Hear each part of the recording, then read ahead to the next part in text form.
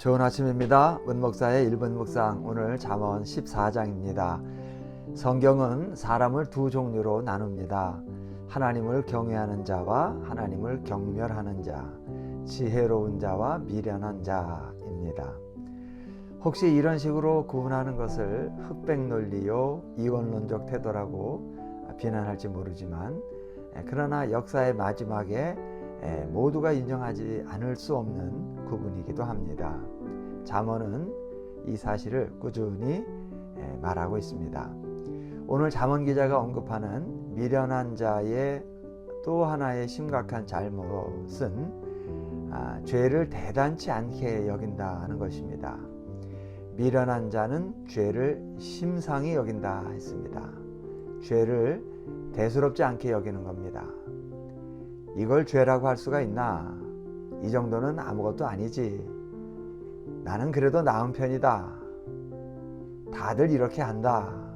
라고 하며 죄를 합리화하고 정당화하는 태도.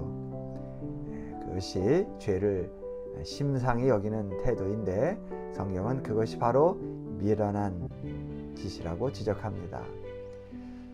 혹시 우리에게 이런 모습은 없었나요? 있다면 다른 사람과 비교하면서 죄를 합리화할 것이 아니라 하나님 말씀을 기준으로 해서 바로 잡아야 할 것입니다. 오늘 잠언 기자는 하나님을 경외하는 태도에 대해서 다시 한번 언급합니다. 사람이 일상생활 가운데서 보이는 행실을 통해서 그가 실제로 하나님을 경외하는 사람인지 경멸하는 사람인지 알 수 있다고 말합니다. 정직하게 행하는 자는 여호와를 경외하여도 패역하게 행하는 자는 여호와를 경멸하느니라 라고 했습니다. 정직하게 행한다는 말이 교회 안에서의 행함만을 말하는 것은 아닐 것입니다. 특정 장소에서의 모습뿐만 아니라 그 사람의 일상생활 전체를 보고 여호와 경외함의 여부를 판단해야 한다 하는 것입니다. 특히 다른 사람을 어떻게 대하느냐 하는 것은 하나님께 대한 태도를 반영하는 시금석이 된다고 잠언 기자는 말합니다. 가난한 사람을 학대하는 자는 그를 지으신 이를 멸시하는 자요, 궁핍한 사람을 불쌍히 여기는 자는 주를 공경하는 자니라 라고 했습니다. 이 말씀은 특히 요즘 같은 시대에 더욱 마음에 담고 살아야 할 말씀입니다.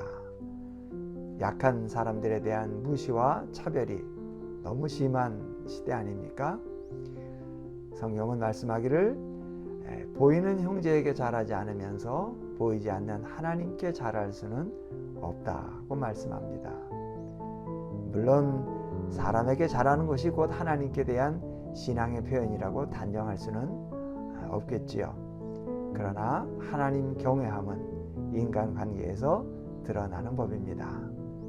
이런 경건한 사람들이 교회에 많아져야 하고, 하나님께서는 우리가 이런 자리에 서기를 바라고 계신다는 사실을 잊지 맙시다.